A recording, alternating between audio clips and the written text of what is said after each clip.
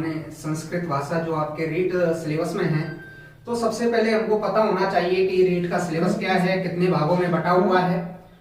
व्याकरण के 15 क्वेश्चन और शिक्षण विधि के 15 क्वेश्चन, ये 30 क्वेश्चन आपके रीट एग्जाम में आते हैं। तो सबसे पहले बात करें व्याकरण का जो सिलेबस है, उसका पहला जो टॉपिक है वो है स्वर व्यंजन उच्चारण स्थानानी। तो सबसे पहले हम स्वर व्यंजन उच्चारण स्थानानी जो आपके वर्णमाला में आते हैं। संस्कृत भाषा में दो प्रकार की वर्णमाला होती है, एक तो माहेश्वर सूत्र के आधार पर वर्णमाला, एक पाणिनीय शिक्षा के आधार पर वर्णमाला। बात करें सबसे पहले माहेश्वर सूत्र के अनुसार वर्णमाला और पाणिनीय शिक्षा के आधार पर वर्णमाला, दो प्रकार की वर्णमाला। बात करें कि रीट में जो पेपर आता है संस्कृत में, वो संस्कृत टू संस्कृत में आता है, तो हमको संस्कृत भाषा का ज्ञान अति आवश्यक है। सबसे पहले जो वर्णमाला है, पहली वर्णमाला पढ़ने जा रहे हैं माहेश्वर सूत्र के आधार पर वर्णमाला। माहेश्वर सूत्र के आधार पर जो वर्णमाला है, उस वर्णमाला में 42 वर्ण होते हैं और 42 को हम द्वय चत्वारिंशत् कहते हैं। तो हिंदी के साथ साथ संस्कृत का ज्ञान होना भी जरूरी है, क्योंकि जो पेपर आने वाला है वो संस्कृत भाषा में होगा, नहीं कि हिंदी भाषा में। बात कर रहे हैं सबसे पहले जो वर्णमाला है वो है माहेश्वर सूत्र की वर्णमाला।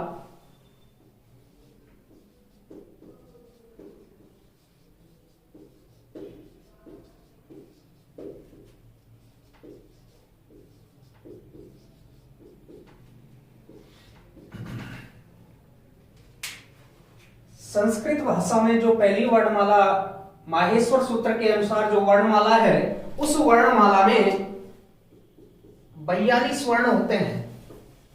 इन 42 को हम संस्कृत में द्वय चत्वारिंशत् कहते हैं।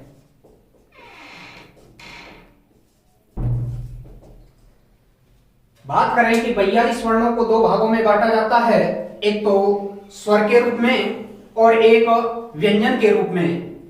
संस्कृत में स्वर को अच कहा जाता है और व्यंजन को संस्कृत में हल कहा जाता है। बात करें स्वरों की, तो स्वर 9 होते हैं और बात करें व्यंजनों की, व्यंजन 33 होते हैं। दोनों को जब मिलाते हैं तो संख्या में 42 होते हैं। बात करें माहेश्वर सूत्र के आधार पर जो वर्णमाला है, उस वर्णमाला को दो भागों में बांटा जाता है। पहला है स्वर, दूसरा है व्यंजन। बात करें स्वर को एक नाम दिया जाता है जिसको हम अच कहते हैं, और व्यंजन को एक नाम दिया जाता है जिसको हम हल कहते हैं। बात करें स्वरों की जो संख्या बताई गई है वो 9, और 9 को संस्कृत में नव कहा जाता है।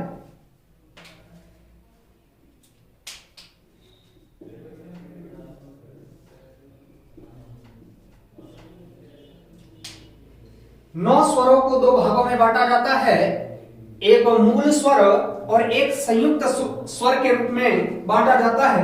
बात करें स्वरों को भी दो भागों में बांटा जाता है, एक तो आपके मूल स्वर और एक आपके संयुक्त स्वर।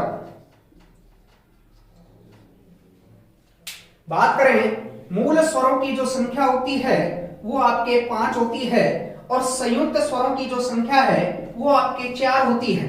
बात करें जैसे मूल स्वरों की संख्या जो 5 है, 5 को संस्कृत में पंचे कहा जाता है, 4 को संस्कृत में चत्वारे कहा जाता है, दोनों को जोड़ा जाए तो स्वरों की संख्या 9 होती है। बात करें जैसे मूल स्वर की, तो मूल स्वर 5 होते हैं। तो देखते हैं कि 5 जो स्वर हैं वो कौन कौन से हैं।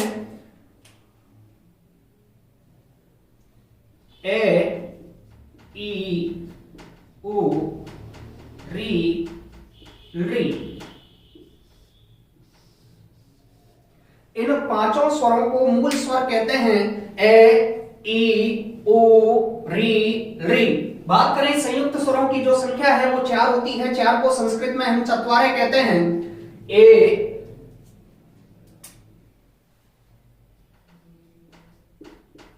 ओ, आई, औ। इन चारों स्वरों को संयुक्त स्वर के नाम से जाना जाता है। उसी प्रकार व्यंजनों का वर्गीकरण किया और व्यंजनों को 3 भागों में बांटा, स्पर्श व्यंजन के रूप में, अंतस्थ व्यंजन के रूप में और उष्म व्यंजन के रूप में। स्पर्श व्यंजन को एक नाम और दिया जाता है उदित वर्ण। बात करें व्यंजनों को का वर्गीकरण जो किया गया वो 3 भागों में किया गया।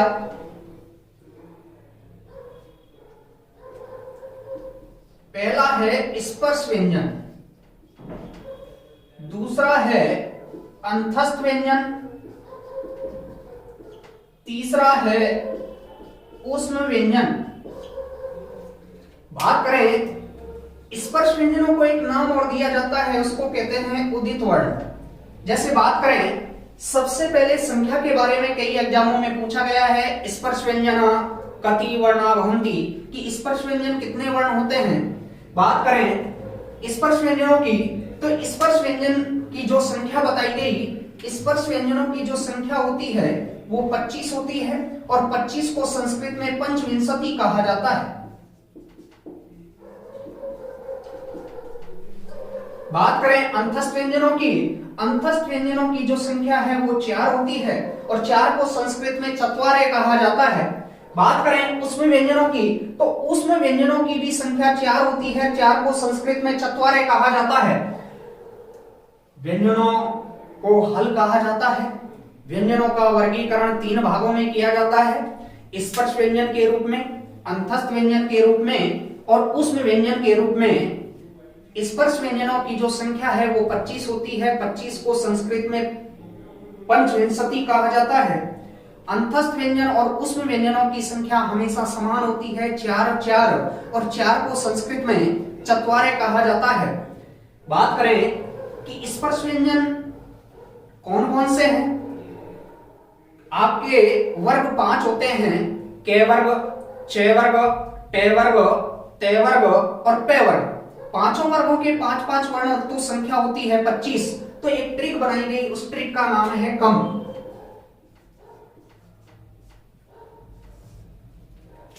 कम का मतलब है कैसे में तक जो आपके व्यंजन हैं उन व्यंजनों को नाम दिया जाता है स्पर्श व्यंजन, और स्पर्श व्यंजन का एक नाम निकल के आता है जिसको कहते हैं उदित वर्ण। बात करें अंतस्थ व्यंजनों की जो संख्या है 4 होती है और 4 जो होती है उसमें एक प्रत्याहार का प्रयोग किया जाता है, यण प्रत्याहार। कई बार एग्जाम में पूछा जाता है अंतस्थ व्यंजने किम प्रत्याहारे आयाति, कि अंतस्थ व्यंजन में कौन सा प्रत्याहार आता है, यण प्रत्याहारे आयाति। कई बार प्रश्न पूछ लिया जाता है।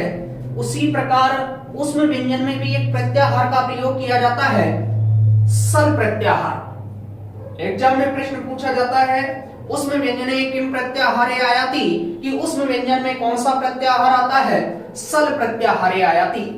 एग्जाम में जो पेपर आता है वो संस्कृत भाषा में आता है, और जो संस्कृत भाषा है वैसे सबसे सरल भाषा है। तो हमेशा ध्यान रखें कि पेपर हिंदी में ही नहीं आता, क्योंकि जिस लैंग्वेज का आप चुनाव करते हैं, जिस भाषा का आप चुनाव करते हैं उसी भाषा में आपका पेपर आता है, तो ध्यान रखें। बात कर रहे हैं अंतस्थ व्यंजनों की। अंतस्थ व्यंजन आपके 4 होते हैं और 4 में बात करें एक प्रत्याहार आता है अंतस्थ व्यंजनों में, जिस प्रत्याहार का नाम है यण प्रत्याहार। और यण प्रत्याहार में आपके 4 वर्ण हैं, ये, वे, रे, ले।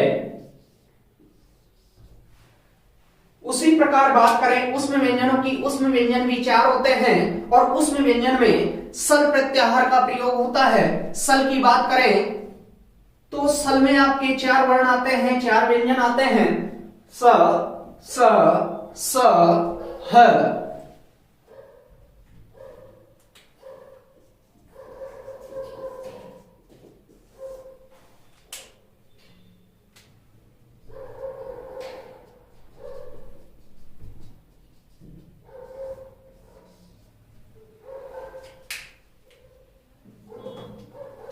संस्कृत भाषा पढ़ रहे हैं जो आपके रीट में 30 नंबर की आती है, जिसका डिवाइडेशन किया गया है 15 नंबर व्याकरण और 15 नंबर शिक्षण विधि। सबसे पहले हमने पहला टॉपिक उठाया स्वर व्यंजन उच्चारण स्थानानी। स्वर व्यंजन उच्चारण स्थान आपके वर्णमाला के अंतर्गत आते हैं। संस्कृत में दो प्रकार की वर्णमाला है, एक तो माहेश्वर सूत्र के आधार पर वर्णमाला और एक पाणिनीय शिक्षा के आधार पर वर्णमाला। हमेशा जो प्राथमिकता दी जाती है वो दी जाती है पाणिनीय शिक्षा को। तो ध्यान रहे, जो पहली वर्णमाला है माहेश्वर सूत्र के आधार पर जो वर्णमाला है, उस वर्णमाला में 42 वर्ण होते हैं। 42 को हम संस्कृत में द्वैचत्वारिंशत् कहते हैं। इन 42 वर्णों को दो भागों में बांटा जाता है, एक तो स्वर के रूप में और एक व्यंजन के रूप में। स्वर को संस्कृत में अच कहा जाता है, जबकि व्यंजन को संस्कृत में हल कहा जाता है। स्वर को दो भागों में बांटा जाता है। जैसे बात करें, कई बार प्रश्न पूछ लिया जाता है, संस्कृत वर्णमालाया कति स्वरा भवन्ति, नव स्वरा भवन्ति। यदि 9 नहीं है ऑप्शन में, तो कई बार ऑप्शन में 21-22 आता है, तो 21-22 को प्राथमिकता पहले दी जाती है।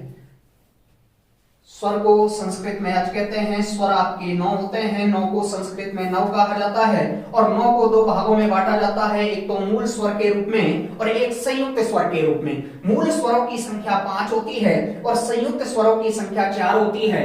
बात करें ए, ई, उ, री, री, ये आपके 5 मूल स्वर होते हैं। बात करें संयुक्त स्वरों की जो संख्या है वो 4 है, ए, ओ, आई, औ। जो ये क्रम दर्शाया गया है वो माहेश्वर सूत्र के अनुसार दर्शाया गया है। माहेश्वर सूत्रों के अनुसार ये जो संयुक्त स्वर है इनका क्रम ए, ओ, आई, औ होता है। बात करें उसी प्रकार व्यंजन को हल कहते हैं और व्यंजनों को भी 3 भागों में बांटा जाता है, एक तो स्पर्श व्यंजन के रूप में और एक अंतस्थ व्यंजन के रूप में और उष्म व्यंजन के रूप में। बात करें स्पर्श व्यंजन को उदित वर्ण भी कहा जाता है। जैसे बात करें स्पर्श व्यंजन 25 होते हैं और 25 को संस्कृत में पंचविंशति कहा जाता है। बात करें अंतस्थ व्यंजन की, अंतस्थ व्यंजन और उष्म व्यंजनों की संख्या हमेशा समान होती है, दोनों की जो संख्या है वो 4-4 होती है। 4 को संस्कृत में चत्वारे कहा जाता है। बात करें अंतस्थ व्यंजन में एक प्रत्याहार का प्रयोग किया जाता है, यण प्रत्याहार। उसी प्रकार उष्म व्यंजन में सल प्रत्याहार का प्रयोग किया जाता है। जैसे बात करें हम, जब पढ़ना हो तो कैसे पढ़ा जाए, ये थोड़ा ध्यान रहे। जैसे कोई भी टॉपिक हमने पढ़ा, स्वर व्यंजनों के बारे में पढ़ा, तो किस प्रकार एग्जाम में पूछा जाता है, किस प्रकार से प्रश्न आते हैं वो हमको पता होना चाहिए। क्योंकि जैसे प्रश्न पूछ लिया जाता है, संस्कृत वर्णमालाया कति वर्णा भवन्ति, संस्कृत वर्णमाला में कितने वर्ण होते हैं, तो यहाँ पर माहेश्वर सूत्र के अनुसार 42 वर्ण होते हैं। तो अभी जैसे हमने पहला टॉपिक पढ़ा, उस पहले टॉपिक के बाद इसमें से 5 क्वेश्चन बने या 6 क्वेश्चन बने, वो हमको पता होना चाहिए कि कैसे किस प्रकार एग्जाम में पूछे जाते हैं। और ध्यान रहे, क्योंकि पेपर हमेशा संस्कृत भाषा में होगा, क्योंकि जिस भाषा का आप चुनाव करते हैं उसी भाषा में आपका पेपर होता है। जैसे अभी हमने ये टॉपिक पढ़ा, माहेश्वर सूत्र के आधार पर वर्णमाला, जिसमें 42 वर्ण, व्यंजनों का वर्गीकरण किया गया, व्यंजन को हल कहा गया। बात करें स्पर्श व्यंजनों की संख्या 25 को संस्कृत में पंचविंशति, कैसे लेकर जो मैतक के वर्ण हैं या व्यंजन हैं उनको स्पर्श व्यंजन के नाम से जाना जाता है। अंतस्थ व्यंजन की संख्या 4 की बात करें तो इसमें यण प्रत्याहार का प्रयोग किया जाता है। यण में ये, वे, रे और ले आता है। उसी प्रकार उष्म व्यंजन की भी संख्या 4 होती है और उष्म व्यंजन में स प्रत्याहार का प्रयोग किया जाता है, स, स, ह। बात करें कि किस प्रकार से एग्जाम में प्रश्न पूछे जाते हैं, किस प्रकार से कितने प्रश्न बनते हैं, उन प्रश्नों के बारे में हम पढ़ने जा रहे हैं। जैसे पहला प्रश्न बनता है इसमें से, माहेश्वर सूत्रानुसारम वर्णमालाया कति वर्णा भवन्ति। दूसरा प्रश्न बनता है, संस्कृत वर्णमालाया स्वरा कति भवन्ति। तीसरा प्रश्न बनता है, संस्कृत वर्णमालाया मूल स्वरा कति भवन्ति। चौथा प्रश्न बनता है, संस्कृत वर्णमालाया संयुक्त स्वरा कति भवन्ति। पांचवा प्रश्न बनता है, स्पर्श व्यंजना कति भवन्ति, स्पर्श व्यंजन कितने होते हैं। छठा प्रश्न बनता है, अंतस्थ व्यंजना कति भवन्ति। सातवां प्रश्न बनता है, उष्म व्यंजना कति भवन्ति। आठवां प्रश्न बनता है, अंतस्थ व्यंजने किम प्रत्याहारे आयाति। नौवां प्रश्न बनता है, उष्म व्यंजने किम प्रत्याहारे आयाति। तो कई बार एक प्रश्न और पूछ लिया जाता है, माहेश्वर सूत्रानुसारम, माहेश्वर सूत्राणि कति संख्या भवन्ति, या कति भवन्ति कि माहेश्वर सूत्र कितने होते हैं। तो माहेश्वर सूत्र आपके 14 होते हैं। 14 को संस्कृत में चतुर्दश कहा जाता है। जैसे बात करें, कई बार एक एग्जाम में पूछा गया कि त्रिमुनि कथ्यते, कि तीन मुनि कहा जाता है। पाणिनि, कात्यायन और पतंजलि को त्रिमुनि के नाम से जाना जाता है। पाणिनि को सूत्रकार, कात्यायन को वार्तिककार और पतंजलि को महाभाष्यकार के नाम से जाना जाता है। तो ये प्रश्न भी कई एग्जामों में पूछा गया है, तो इसका भी थोड़ा ध्यान रखेंगे। ये टॉपिक पढ़ा, इसमें से देखते हैं कि कितने प्रश्न बने हमारे, उन प्रश्नों के किस प्रकार एग्जाम में पूछे जाते हैं।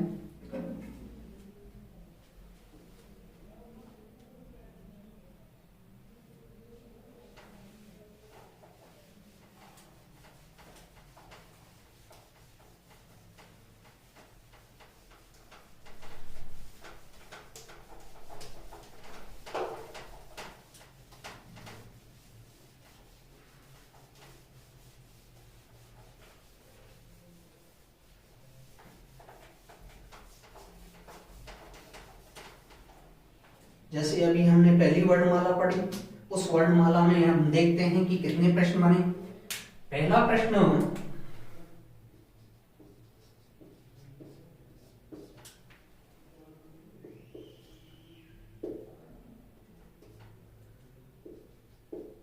माहेश्वर सूत्रानुसारम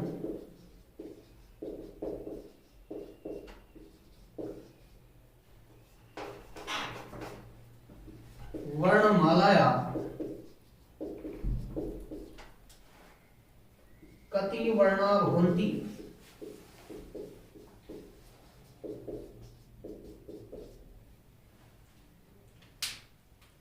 जैसे एग्जाम में 42, 44, 46, 48। दूसरा प्रश्न बनता है,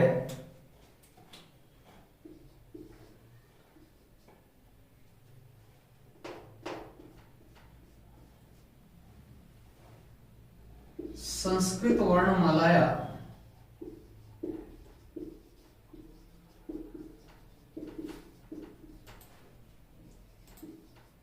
कति स्वरा भवन्ति।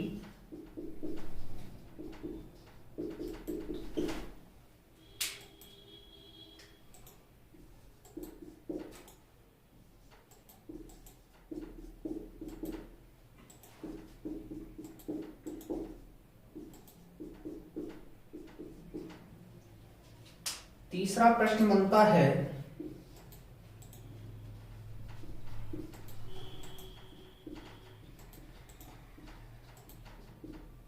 स्पर्श व्यंजना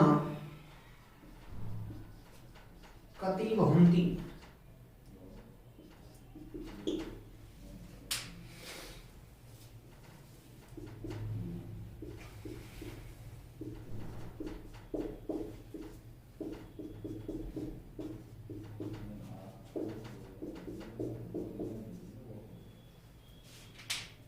चौथा प्रश्न बनता है,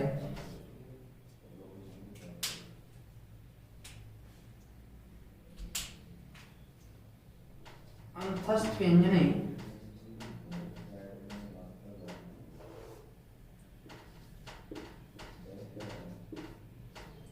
किम प्रत्याहारे आयाति।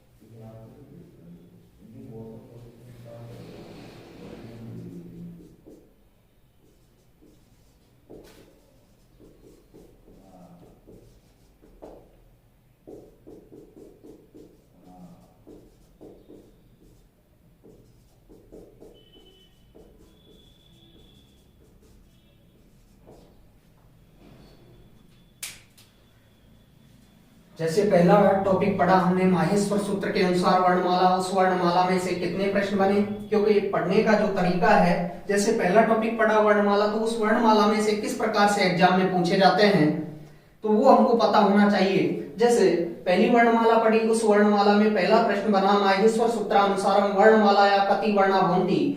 माहेश्वर सूत्र के अनुसार जो वर्णमाला है उसमें कितने वर्ण होते हैं। पहला ऑप्शन है 42, दूसरा है 44, तीसरा है 46 और चौथा है 48। तो इसमें जो हमने जो वर्ण पढ़े वो पढ़े हमने 42। बात करें दूसरा प्रश्न बनता है संस्कृत वर्णमालाया कति स्वरा भवन्ति, कि संस्कृत वर्णमाला में कितने स्वर होते हैं। बात करें 9, दूसरा है 11, तीसरा है 13, चौथा है 15। तो अभी हमने वर्णमाला पढ़ी थी, उसमें स्वरों की संख्या जो बताई गई वो थी 9। तीसरा प्रश्न बनता है स्पर्श व्यंजना कति भवन्ति, की स्पर्श व्यंजन कितने होते हैं। पहला है 25, दूसरा 30, तीसरा 35, चौथा 40। बात करें अभी हमने जो वर्णमाला पढ़ी उस वर्णमाला में हमने स्पर्श व्यंजन पढ़े और स्पर्श व्यंजनों की संख्या 25 बताई गई, तो इसमें जो आंसर होगा वो पहला होगा 25। बात करें चौथा जो प्रश्न है अंतस्थ व्यंजने किम प्रत्याहारे आयाति, कि अंतस्थ व्यंजन में कौन सा प्रत्याहार आता है। बात करें हमने दो प्रत्याहारों का प्रयोग किया अंतस्थ और उस व्यंजन में, अंतस्थ में किया यण प्रत्याहार और उसमें किया गया सल प्रत्याहार। तो यहाँ पर पहला ऑप्शन है आपके सामने यण, दूसरा है सल, तीसरा है उभयो, चौथा है किमपि ने। बात करें कि यण प्रत्याहार का प्रयोग अंतस्थ व्यंजन में किया जाता है जबकि सल प्रत्याहार का प्रयोग उसमें व्यंजन में किया जाता है। तो यहाँ पर आपके जो ऑप्शन दिए हुए हैं उनमें जो सही है वो पहला है यण प्रत्याहार। बात करें अगला जो प्रश्न बनता है वो बनता है उसमें व्यंजने किम प्रत्याहारे आयाति, कि उसमें व्यंजन में कौन सा प्रत्याहार आता है। तो बात करें जैसे ऑप्शन में आ गया पहला सल, दूसरा आ गया यण, तीसरा आ गया उभयो, चौथा आ गया किमपि ने।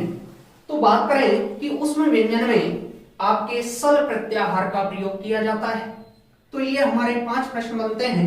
अगला प्रश्न देखते हैं, 5वां प्रश्न उसमें व्यंजने किम प्रत्याहारे आयाति।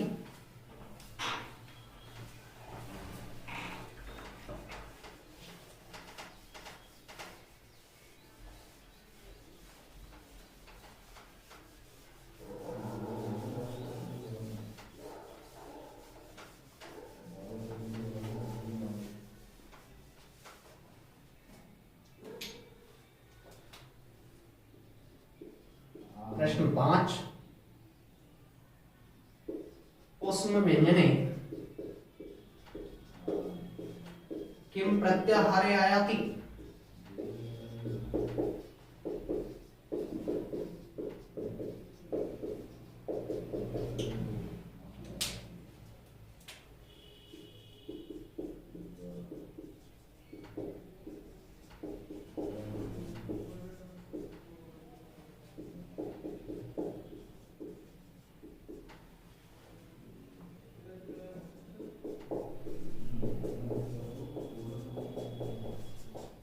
पांचवा प्रश्न है उसमें व्यंजन में किम प्रत्याहारे आयाति, की उसमें व्यंजन में कौन सा प्रत्याहार आता है। पहला है सल, दूसरा है यण, तीसरा है हल, चौथा है किमपि ने। तो बात करें अभी हमने जो वर्णमाला पढ़ी उस वर्णमाला में उसमें जो व्यंजन है उनमें सल प्रत्याहार का प्रयोग किया जाता है। तो यहाँ पर जो आपका आंसर होगा वो होगा सल प्रत्याहार।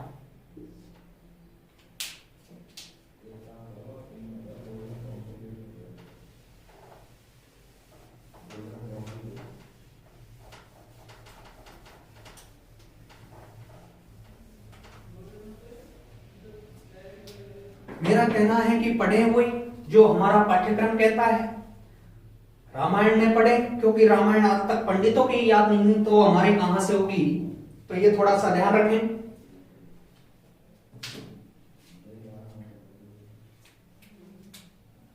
बात कर रहे हैं हम संस्कृत भाषा की दूसरी वर्णमाला की। पाणिनीय शिक्षा के आधार पर जो वर्णमाला है उस वर्णमाला में 63 और 64 वर्ण होते हैं।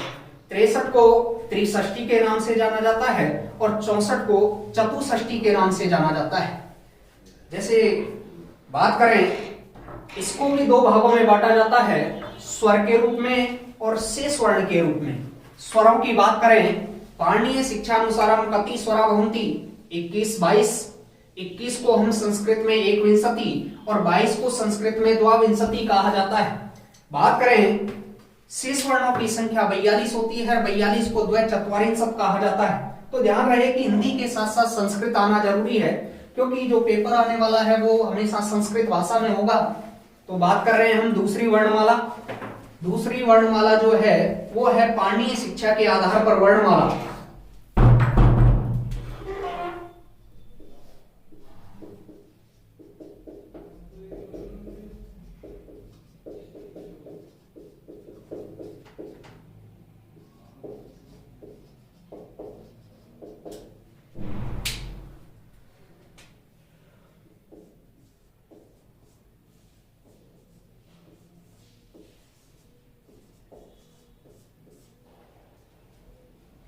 पाणिनीय शिक्षा के आधार पर वर्णमाला, उस वर्णमाला में 63 और 64 वर्ण होते हैं। 63 को त्रिषष्ठी और 64 को चतुष्षष्ठी के नाम से जाना जाता है। बात कर रहे हैं पाणिनीय शिक्षा के आधार पर वर्णमाला को दो भागों में बांटा जाता है, एक तो स्वर के रूप में, एक शेष वर्ण के रूप में। स्वरों की संख्या 21 22 होती है, जबकि शेष वर्णों की संख्या 42 होती है, और दोनों को जब मिलाते हैं तो वर्णमाला में वर्णों की संख्या 63 और 64 होती है। ध्यान रहे हमेशा 63 और 64 का जोड़ा रहता है और 21 22 का जोड़ा रहता है, ये हमेशा साथ साथ रहते हैं, तो ये हमेशा थोड़ा ध्यान रखें। पाणिनीय शिक्षा के आधार पर जो वर्णमाला है उस वर्णमाला को भी हम दो भागों में बांटते हैं, एक तो स्वर के रूप में और एक आपके है शेष वर्णों के रूप में। बात करें स्वरों की तो पाणिनीय शिक्षा के आधार पर वर्णमाला में जो है स्वरों की संख्या 21 और 22 होती है, ये हमेशा जोड़े के रूप में रहती है। 21 को संस्कृत में एकविंशति और 22 को संस्कृत में द्वाविंशति कहा जाता है। बात करें शेष वर्णों की जो संख्या है वो आपके 42 होती है और 42 को संस्कृत में द्वैचत्वारिंशत् कहा जाता है। इसमें से एग्जाम में दो ही प्रश्न पूछे जाते हैं। पहला प्रश्न बनता है पाणिनीय शिक्षानुसारम वर्णमालाया कति वर्णा भवन्ति? 63 64। दूसरा प्रश्न बनता है पाणिनीय शिक्षानुसारम संस्कृत वर्णमालाया कति स्वरा भवन्ति? 21 22। ये भी हमेशा जोड़े के रूप में रहते हैं।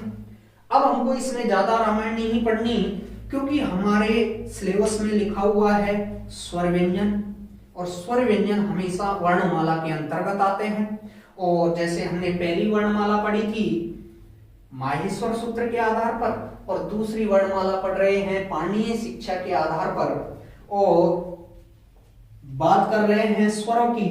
स्वर आपके 21 और 22। जैसे बात करें हम कि 21 22 हुए तो कैसे हुए?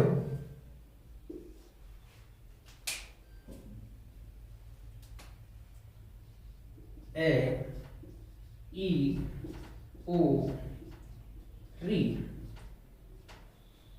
ए ई ओ री, ये तीन रूपों में पाए जाते हैं। ह्रस्व, दीर्घ, प्लुत।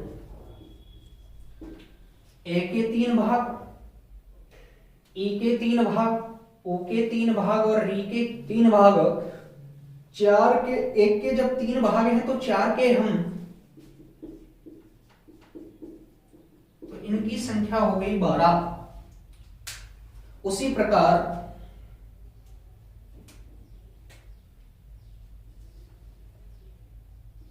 इसके बाद है री।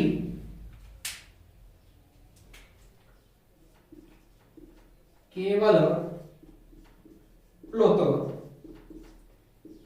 ह्रस्व या प्लुत। री की जो संख्या बताएगी वो बताएगी आपके 1 या 2।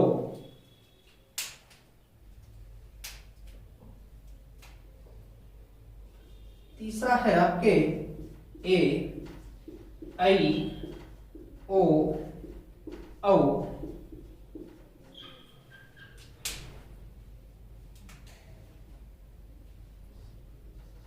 दीर्घ, लो तो ए भी 2 प्रकार, आई के भी 2 प्रकार, ओ के भी 2 प्रकार, ओ के भी 2 प्रकार, तो यहां संख्या में 4 हैं, तो 1 के 2 हैं तो 4 के यहां पर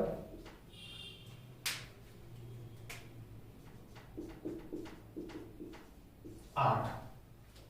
जैसे बात करें हम कि स्वर 21 और 22 कैसे हुए, 8 1 9, 9 और 12 21, 8 2 10 और 12 22। इस प्रकार स्वरों की संख्या 21 22 होती है, और 21 को संस्कृत में एक विंशति और 22 को संस्कृत में द्वाविंशति के नाम से जाना जाता है। प्रश्न इतना ही बनता है एग्जाम के रूप में, पाणिनीय शिक्षानुसारम वर्णमालाया कति स्वरा भवन्ति 21 22। कई एग्जामों में पूछा गया है 21 22 वाला प्रश्न भी और 63 64 वाला प्रश्न भी। हमेशा पाणिनीय शिक्षा के अनुसार जो वर्णमाला है उसमें से 2 ही प्रश्न बनते हैं, एक तो स्वर के रूप में बनता है, एक कुल वर्णों के रूप में बनता है। 63 64 पूछा जाता है, 63 64 नहीं तो 21 और 22 पूछा जाता है। हम कुछ ज्यादा रामायण पढ़ लेते हैं, जो रामायण हमारी याद नहीं होती तो रामायण का थोड़ा ध्यान रखें, पढ़े उतना ही जो जिससे अपच ना हो। बात कर रहे हैं शेष वर्णों की संख्या। शेष वर्णों की जो संख्या है वो 42 होती है। 42 को संस्कृत में द्वैचत्वारिंशत् कहा जाता है। सबसे पहले बात करें कि 42 वर्ण हैं वो हुए तो कैसे हुए। सबसे पहले हम पढ़ने जा रहे हैं शेष वर्णों की संख्या 42, स्पर्श, दूसरा है अंतस्थ, तीसरा है ऊष्म,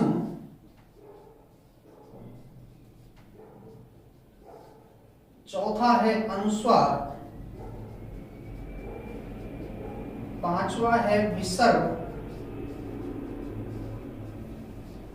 छठा है यम, सातवां है जिह्वामूलीय,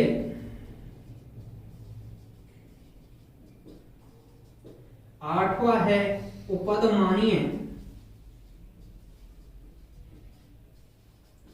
और नवा है दू है स्पृष्ट।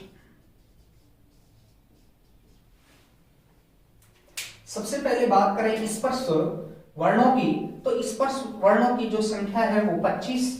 बात करें अंतस्थ वर्णों की जो संख्या है वो 4।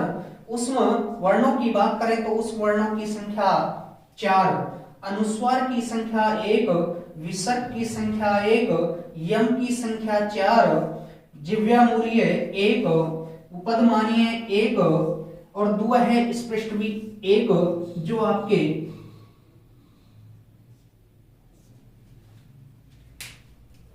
यहां पर देखा कि शेष वर्णों की संख्या 42 और वो 42 है। स्पर्श व्यंजन 25, अंतस्थ व्यंजन 4, ऊष्म व्यंजन 4, अनुस्वार 1, विसर्ग 1, यम 4, जिह्वामूलीय 1, उपदमानीय 1 और दो है स्पृष्ट वर्ण भी 1। इस प्रकार यदि इनको हम गिनते हैं 1 2 3 4 7 8 9 4 13 4 17 और 17 और 25 होते हैं आपके 42 वर्ण। ध्यान रहे यहां पर स्वरों की संख्या 21 और 22। 21 22 को यदि 42 में जोड़ते हैं तो यहां पर कुल वर्णों की संख्या 63 और 64 होती है। जैसे हमने दूसरी वर्णमाला पढ़ी है पाणिनीय शिक्षा के अनुसार वर्णमाला, और पाणिनीय शिक्षा के अनुसार जो वर्णमाला है उस वर्णमाला में से 2 ही प्रश्न बनते हैं। पहला प्रश्न तो बनता है पाणिनीय शिक्षा अनुसारम वर्णमालाया कति वर्णा भवन्ति 63 64। दूसरा प्रश्न बनता है पाणिनीय शिक्षा अनुसारम वर्णमालाया कति स्वरा भवन्ति 21 22। इसके अलावा इसमें से प्रश्न नहीं पूछे जाते, और जो पूछे जाते हैं वो अपने पहली वर्णमाला में हमने 5 प्रश्न पढ़े, उन 5 प्रश्नों में से पूछा जाता है। इसमें हम 2 प्रश्न पढ़ने जा रहे हैं, उनको भी देखते हैं, देखें आगे। पाणिनीय शिक्षा के अनुसार वर्णमाला, और वर्णमाला में 63 और 64 वर्ण। 63 और 64 वर्णों को 2 भागों में बांटा जाता है, एक तो स्वर के रूप में स्वरों की संख्या 21 और 22 और एक शेष वर्णों के रूप में शेष वर्णों की संख्या 42। ध्यान रखें 21 को एकविंशति और 22 को द्वाविंशति के नाम से जाना जाता है। बात करें शेष वर्णों की, शेष वर्ण 42 और 42 को द्विचत्वारिंशत् के नाम से जाना जाता है। यहां देखें ए, ई, ओ, री ये 3 रूपों में पाए जाते हैं, ह्रस्व, दीर्घ, प्लुत। जब एक के 3 रूप हैं तो 4 के 12। यहाँ बात करें री, केवल प्लुत भी होता है, ह्रस्व या प्लुत भी होता है, तो यहाँ पर जो री की संख्या है वो 1 या 2 बताई गई। यहाँ पर बात करें ए, आई, ओ, औ, ये आपके 2 रूपों में पाए जाते हैं, एक तो दीर्घ एक प्लुत। इनमें जो अभाव होता है वो ह्रस्व का अभाव होता है, ह्रस्व नहीं होते। जब एक की यहाँ पर 2 संख्या है तो 4 की 8 संख्या होगी और इन तीनों को जोड़ते हैं तो संख्या 21 और 22 हो जाती है।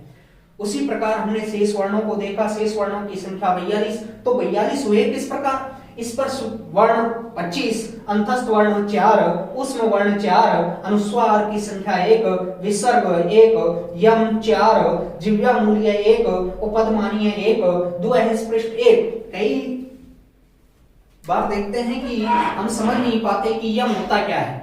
ध्यान रहे यम की जो संख्या है वो 4 होती है, वो 4 के, खे, गे और घे। पर ध्यान रहे दूसरा वर्ण जो 5वें वर्ण के साथ जुड़ा हो उसको हम यम के नाम से जानते हैं। जैसे आता है उदाहरण में चख नातु, इसमें 2 खे है, जो दूसरा खे 5वें वर्ण के साथ जुड़ा हुआ है उसको हम यम के नाम से जानते हैं। जैसे आता है घनंती, 2 घे हैं पर दूसरा घे जो आपके 5वें वर्ण के साथ जुड़ा हुआ है उसको यम के नाम से जाना जाता है। तो ये ध्यान रहे। ऐसी जैसे बात करें रीट एग्जाम में ऐसा कोई प्रश्न पूछा नहीं जाता कि यम कति संख्या भवंती या कति भवंती, इतना ही ध्यान रहे हमारे, ऐसा पढ़े जिससे हमारा सिलेक्शन हो, वो ध्यान रहे। आज हमने 2 प्रकार की वर्णमाला पढ़ी, एक तो माहेश्वर सूत्र के अनुसार वर्णमाला, एक पढ़ी हमने पाणिनीय शिक्षा के आधार पर वर्णमाला। दोनों में कितने प्रश्न बने वो भी हमने पढ़े। 5 प्रश्न तो आपके बने माहेश्वर सूत्र के अनुसार और 2 प्रश्न बनते हैं आपके पाणिनीय शिक्षा के अनुसार। तो अब पढ़ने जा रहे हैं जो कि 2 प्रश्न कैसे बनते हैं वो थोड़ा ध्यान रहे। ध्यान ये इतना भी रखना है कि जो पेपर आने वाला है वो संस्कृत भाषा में आने वाला है, तो थोड़ा ध्यान रहे।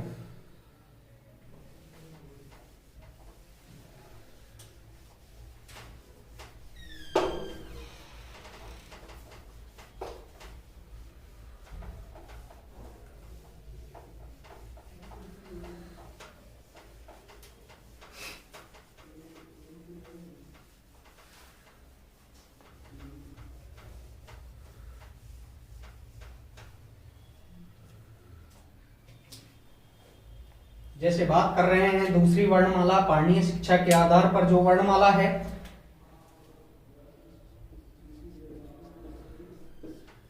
इस वर्णमाला में से 2 प्रश्न बनते हैं। पहला प्रश्न बनता है पाणिनीय शिक्षा अनुसारम,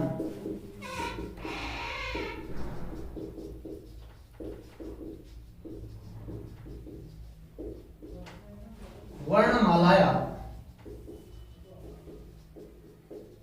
कति वर्णा भवन्ति।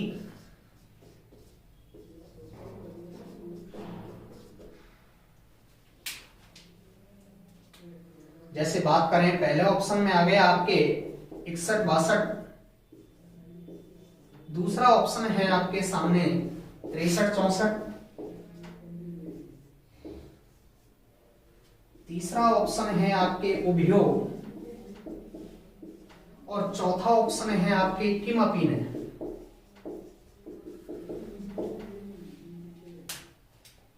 पाणिनीय शिक्षा अनुसार वर्णमालाया कति वर्णा भवन्ति, पहला 61-62, दूसरा 63-64, चौथा है उभयो, तीसरा है उभयो और चौथा है किमपि ने। ये थोड़ा ध्यान रहे कि जो हमेशा जो पाणिनीय शिक्षा के अनुसार जो वर्णमाला है उसमें हमेशा जो कुल वर्णों की संख्या है वो जोड़े के रूप में होती है। तो अभी हमने वर्णमाला पढ़ी थी तो हमने देखा कि 63 और 64 उसमें कुल वर्णों की संख्या थी। तो संस्कृत में 63 को त्रिषष्ठी और 64 को चतुष्षष्ठी के नाम से जाना जाता है। ये थोड़ा ध्यान रहे क्योंकि जो पेपर आने वाला है वो संस्कृत भाषा में होगा नहीं कि हिंदी भाषा में।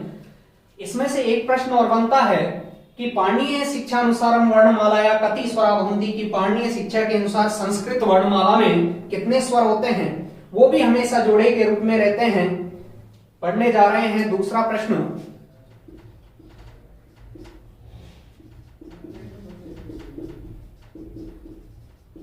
पाणिनीय शिक्षानुसार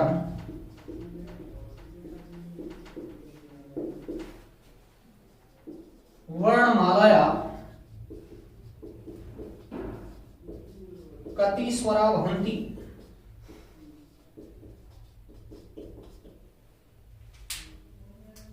जैसे पहला ऑप्शन है आपके सामने 20-21, दूसरा ऑप्शन है आपके 21-22, तीसरा ऑप्शन है आपके 23-24 और चौथा ऑप्शन है आपके किमपि नहीं।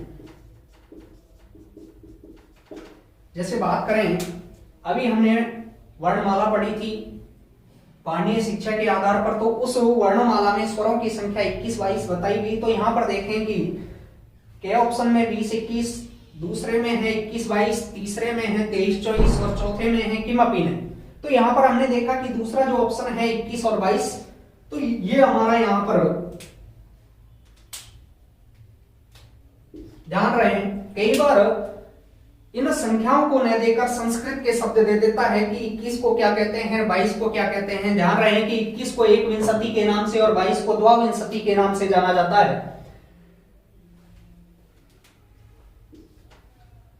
तो ये हमने दो प्रकार की वर्णमाला पढ़ी संस्कृत में, एक तो माहेश्वर सूत्र के आधार पर, एक पढ़ी हमने पाणिनीय शिक्षा के आधार पर। माहेश्वर सूत्र के अनुसार जो वर्णमाला पढ़ी थी उसमें से हमने 5 प्रश्न पढ़े और पाणिनीय शिक्षा के आधार पर जो वर्णमाला पढ़ी उसमें से हमने 2 प्रश्न पढ़े। इस प्रकार प्रश्नों की संख्या 7 होती है। तो ये भी पता होना चाहिए कि हम पेपर तो दे रहे हैं, तैयारी तो कर रहे हैं, पर ये पता नहीं होता कि किस प्रकार एग्जाम में प्रश्न पूछे जाते हैं, किस भाषा में प्रश्न आते हैं। जिस भाषा का आप चुनाव करते हैं, जैसे हमने सेकंड लैंग्वेज के रूप में, सेकंड भाषा के रूप में संस्कृत भाषा का चुनाव किया, तो पेपर भी उसी भाषा में आता है जिस भाषा का आप चुनाव कर रहे हैं। तो ये थोड़ा पता होना चाहिए कि संस्कृत भी थोड़ा थोड़ा हमको आना ही चाहिए। क्या है कि संस्कृत के पेपर में जब हम बैठते हैं, जैसे बात करें रीट एग्जाम होने वाली है अगली साल 2021 में, तो उस रीट एग्जाम में कुछ बच्चे ऐसे होते हैं जो संस्कृत के बारे में या संस्कृत के प्रश्नों को पढ़ नहीं पाते कि प्रश्न क्या कहना चाह रहा है, क्या पूछना चाह रहा है। तो थोड़ा ध्यान रहे कि संस्कृत इतनी कठिन भाषा भी नहीं है, तो थोड़ा आराम से पढ़े, धैर्य से पढ़े।